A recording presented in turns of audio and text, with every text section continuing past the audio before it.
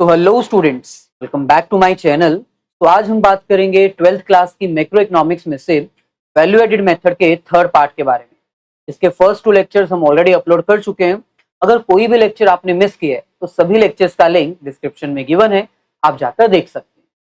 Value added method के आज के इस लेक्चर में हम कंटिन्यू करेंगे अपने न्यूमेरिकल क्वेश्चन। प्रीवियस लेक्चर में हमने 3 न्यूमेरिकल क्वेश्चन सॉल्व किए थे और फॉर्मूला की हेल्प से कैसे नेशनल इनकम कैलकुलेट की जाती है इसको प्रॉपर्ली अंडरस्टैंड किया था। वीडियो अगर अच्छी लगे तो इसको लाइक और अपने सभी फ्रेंड्स के साथ शेयर जरूर कर दीजिएगा। तो चलिए स्टार्ट करते हैं आज के हम थोड़े और वैल्यू एडेड मेथड के न्यूमेरिकल्स, ताकि आपको और अच्छे से कॉन्सेप्ट क्लैरिटी हो और आप और अच्छे से फाइनल एग्जाम में ये न्यूमेरिकल्स अटेम्प्ट कर सको।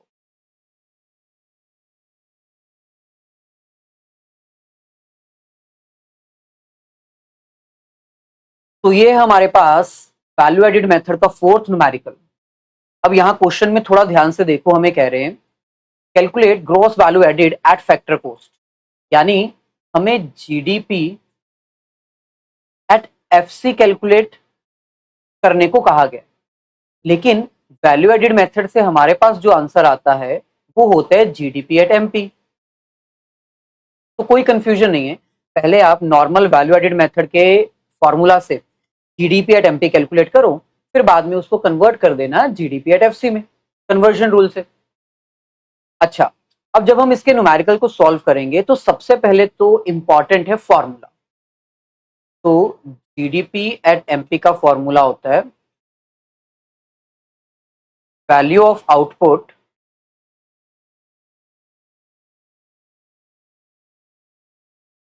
Minus intermediate consumption.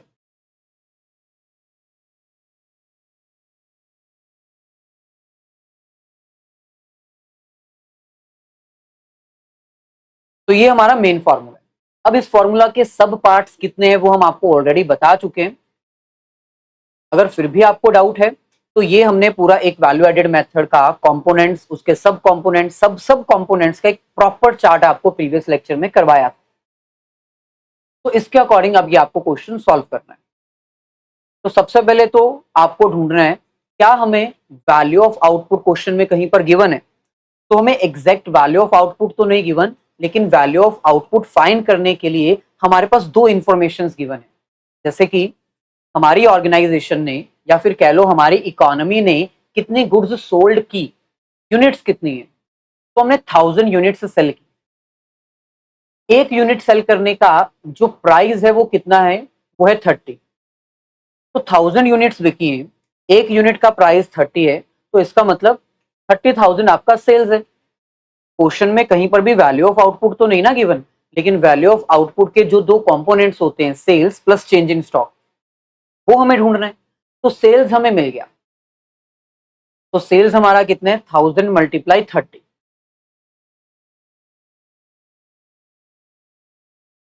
1000 मल्टीप्लाई 30, ये हमारे पास आ जाएगा सेल्स। इसमें हमें प्लस करना है चेंज इन स्टॉक, तो वैल्यू ऑफ आउटपुट आ जाएगा। तो चेंज इन स्टॉक कैसे पता चलता है, जब हम क्लोजिंग स्टॉक से ओपनिंग स्टॉक माइनस करते हैं। क्लोजिंग माइनस ओपनिंग, ये याद रखना है, ओपनिंग माइनस क्लोजिंग नहीं, क्योंकि नेगेटिव साइन का भी इंपॉर्टेंट रोल होता है। तो क्लोजिंग स्टॉक हमारा है 3000 और ओपनिंग स्टॉक है 2000, तो 3000 माइनस 2000।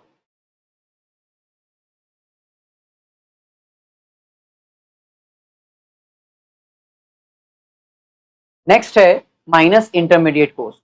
तो इंटरमीडिएट कॉस्ट हमें गिवन है क्या, ये रहा इंटरमीडिएट कॉस्ट, जिसको हम इंटरमीडिएट कंजम्पशन भी कहते हैं, दैट इज 12,000। तो माइनस 12,000, यानी ये एक अलग लेवल का क्वेश्चन था, अलग तरह का क्वेश्चन था, जिसमें हमें सेल्स फाइंड करने का एक अलग वे बताया गया। और वो क्या है, सोल्ड जो आपने की है goods multiply selling price, unit sold multiply selling price. तो ये आ जाएगा 30,000 और ये आ जाएगा 1000, इसमें से माइनस कर देंगे 12,000। तो 31 में से 12 गए तो ये 19 बचे। तो 19,000 आपका जीडीपी एट एमपी आया। लेकिन आपको क्या कैलकुलेट करना है, जीडीपी एट एफसी। और जीडीपी एट एफसी को कैलकुलेट करने का फॉर्मूला आएगा कन्वर्जन रूल से। ये भी ग्रॉस है, ये भी ग्रॉस है, ये भी डोमेस्टिक है, ये भी डोमेस्टिक है।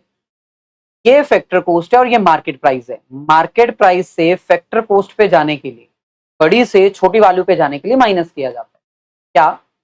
Net indirect tax. तो सिंपल है, 19,000 में से आपको माइनस करना है एनआईटी। और एनआईटी कैसे आएगा? नेट इनडायरेक्ट टैक्स का फॉर्मूला होता है indirect tax minus subsidy. Indirect tax हमें कितना गिवन है? यहां पर हमें इनडायरेक्ट टैक्स में एक्साइज और सेल्स टैक्स, ये दोनों इनडायरेक्ट टैक्स होते हैं। पहले excise duty, VAT duty, custom duty, ये सब होते थे, अब जीएसटी है। तो ये एक पुराना क्वेश्चन है, तो इसमें एक्साइज और सेल्स टैक्स 3, 4, 5 और 6,000 आपका इनडायरेक्ट टैक्स है। माइनस सब्सिडी, क्या क्वेश्चन में कहीं पर सब्सिडी गिवन है? नहीं, तो सब्सिडी 0, यानी 6,000 आपका नेट इनडायरेक्ट टैक्स है।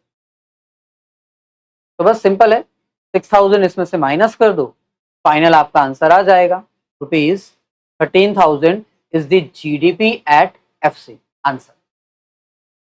तो बहुत ही इजी कॉन्सेप्ट है, बस आपको थोड़ा सा ध्यान रखना है कैलकुलेशन करते हुए।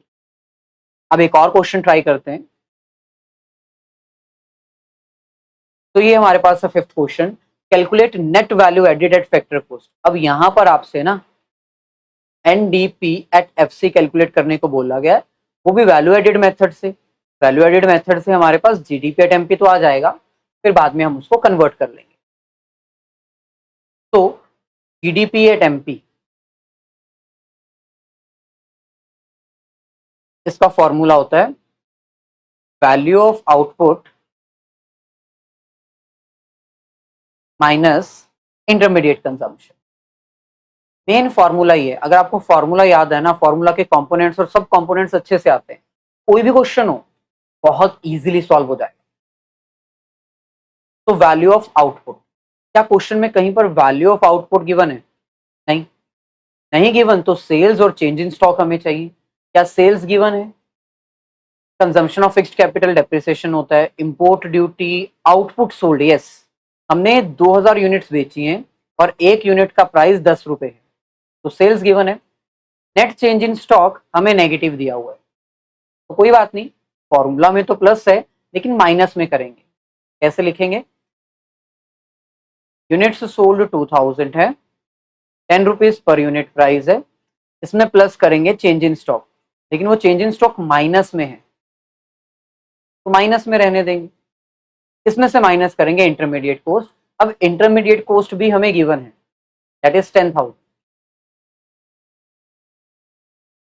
तो ये आ जाएगा 20,000, प्लस माइनस माइनस होता है 50 माइनस 10,000, तो 20,000 में से 50 माइनस करेंगे 19,050 आएगा, उसमें से 10,000 माइनस करेंगे तो 9,050 आएगा। ये हमारे पास जो आंसर आया है ये जीडीपी एट एमपी है। हमें क्या कैलकुलेट करना है? NDP at FC. तो यहां पर भी कन्वर्जन रूल अप्लाई होगा, जीडीपी एट एमपी में से क्या क्या प्लस माइनस करें कि वो एनडीपी एट एफसी बन जाए। ये नेट है, ये ग्रॉस, ग्रॉस बड़ी वैल्यू होती है, बड़ी से छोटी पे जाने के लिए माइनस करना होता है डेप्रिसिएशन। ये डोमेस्टिक है, ये भी डोमेस्टिक है, ये मार्केट प्राइस है और ये फैक्टर कॉस्ट है, तो बड़ी से छोटी वैल्यू पे जाने के लिए अगेन नेट इनडायरेक्ट टैक्स हम माइनस कर दें। तो जीडीपी एट एमपी हमने कैलकुलेट किया 9050, तो से माइनस करेंगे डेप्रिसिएशन जो पहले नंबर पे गिवन था 600, consumption of fixed capital depreciation का दूसरा नेम।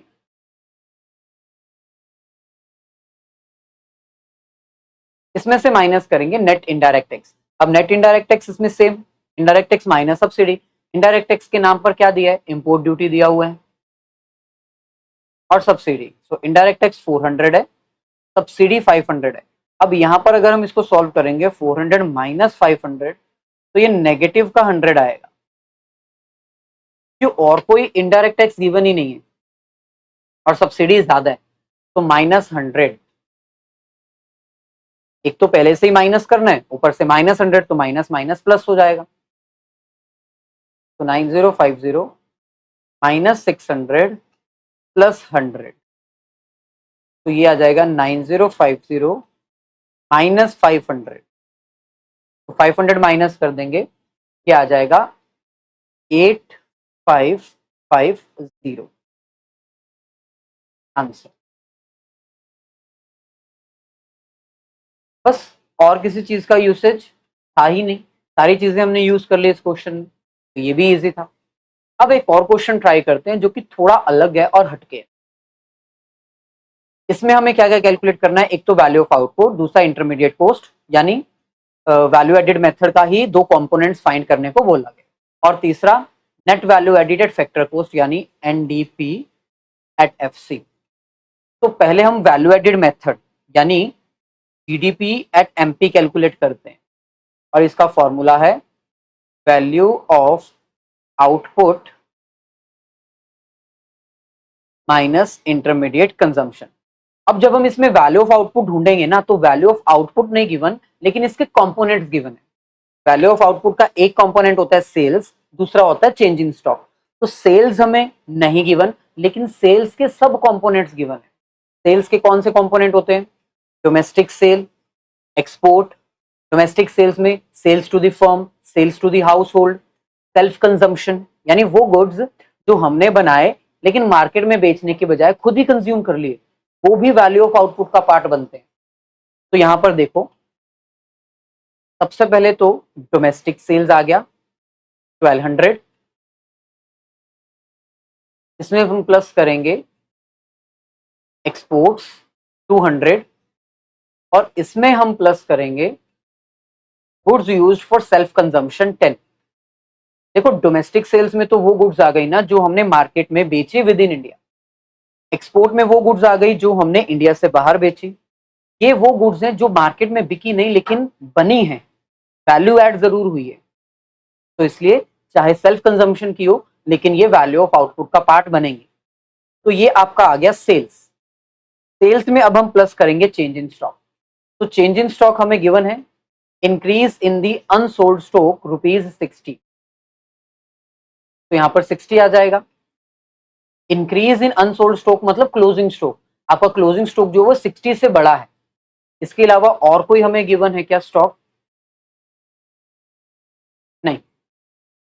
तो इसके अलावा और कोई स्टॉक हमें नहीं गिवन है, इसलिए इसी को हम क्लोजिंग और ओपनिंग का डिफरेंस मान के चेंज इन स्टॉक कंसीडर करेंगे। तो ये हमारे पास आ गया वैल्यू ऑफ आउटपुट। अब हम देखते हैं इंटरमीडिएट कॉस्ट। इंटरमीडिएट कॉस्ट के भी हमें कंपोनेंट्स गिवन है। इंटरमीडिएट कॉस्ट के कंपोनेंट्स कौन से हैं, सबसे पहले तो आ गया डोमेस्टिक परचेज और दूसरा आ गया इंपोर्ट। तो डोमेस्टिक परचेज में हमें गिवन है purchase of raw material that is 400। इसके अलावा इंपोर्ट ऑफ रॉ मटेरियल यानी जो इंडिया के बाहर से हमने सामान मंगाया ₹120। इसके अलावा इंटरमीडिएट कॉस्ट में वो चीजें भी कंसीडर की जाती हैं जो प्रोडक्ट को बनाने के लिए in the form of raw material use की जाए, जैसे फॉर एग्जांपल पावर, इलेक्ट्रिसिटी। तो यहां पर हमें वो भी गिवन है 20। तो ये एक अलग लेवल का क्वेश्चन था जिसमें सब कंपोनेंट्स ज्यादा गिवन थे। तो सबसे पहले सेल्स, डोमेस्टिक सेल्स, एक्सपोर्ट, फिर उसके बाद सेल्फ कंजम्पशन। इसके बाद इंटरमीडिएट कॉस्ट में इंपोर्ट जो हमने बाहर से किया, परचेज जो हमने विद इन इंडिया से किया, और बाकी जो हमने और भी चीजें यूज की फॉर द मैन्युफैक्चरिंग जैसे कि पावर सप्लाई हो गया। तो इन सबको ऐड कर देते हैं, ये आ जाएगा 1410 प्लस 60 माइनस करेंगे 5, तो 540, ये आ जाएगा 1470, इसमें से माइनस कर देंगे 540। तो हम इसको कैलकुलेट कर लेते हैं।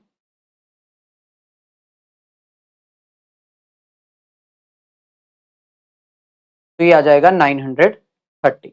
तो क्वेश्चन में हमें एक तो पूछा गया था वैल्यू ऑफ आउटपुट, तो वैल्यू ऑफ आउटपुट हमारे पास है 1470। दूसरा हमसे पूछा गया था इंटरमीडिएट कॉस्ट जो कि है 540, और नेक्स्ट हमारे पास है एनडीपी एट एफसी कैलकुलेट करना है। हमारे पास जीडीपी एट एमपी आ गया ना, अब हम इसको कन्वर्जन रूल के अकॉर्डिंग कैलकुलेट कर सकते हैं। तो जीडीपी एट एमपी, लेकिन हमें फाइंड करना है एनडीपी एट एफसी। तो फर्स्ट रूल, ग्रॉस से नेट पे जाने के लिए क्या करेंगे, माइनस डेप्रिसिएशन। फिर मार्केट प्राइस से फैक्टर कॉस्ट पे जाने के लिए माइनस करेंगे नेट इनडायरेक्ट टैक्स। ये हमारे पास आया 930। डेप्रिसिएशन हमें गिवन है क्या, रिप्लेसमेंट ऑफ फिक्स्ड कैपिटल, इसको हम डेप्रिसिएशन कहते हैं, तो 50 माइनस एनआईटी। एनआईटी कैसे फाइंड होगा, जब हम इनडायरेक्ट टैक्स में से सब्सिडी माइनस करेंगे। तो इनडायरेक्ट टैक्स हमें कौन सा गिवन है, goods and service tax, that is 10, और सब्सिडी हमारे पास कितनी है 30। क्या इसके अलावा और कोई इनडायरेक्ट टैक्स गिवन है, नहीं। जो इंपोर्ट ऑफ मशीनरी है, अगर कुछ स्टूडेंट्स इंपोर्ट ऑफ मशीनरी को भी इंटरमीडिएट कॉस्ट में काउंट करने के बारे में सोच रहे हैं तो वो गलत है। मशीनरी एक रॉ मटेरियल की तरह यूज नहीं होती, ये कैपिटल इन्वेस्टमेंट है, ये खर्चा जरूर है, लेकिन इंटरमीडिएट कॉस्ट में नहीं काउंट होती। इंटरमीडिएट कॉस्ट में वही चीजें काउंट होती हैं जो या तो यूज की जाए एज अ रॉ मटेरियल, या फिर जो यूज की जाती है फॉर रीसेल पर्पस। तो मशीनरी हमारी फिक्स्ड इन्वेस्टमेंट है, तो ये काउंट नहीं होगी। तो इसको सॉल्व करेंगे तो -20 आ जाएगा, तो -20। फर्दर सॉल्व करेंगे 930 -50 +20, तो फाइनल आंसर आएगा हमारे पास 900। तो final answer is NDP at FC is equals to 900। तो ये था हमारा आज का लेक्चर। अगर वीडियो अच्छी लगी हो तो इसको लाइक और अपने सभी फ्रेंड्स के साथ शेयर जरूर कर दीजिएगा।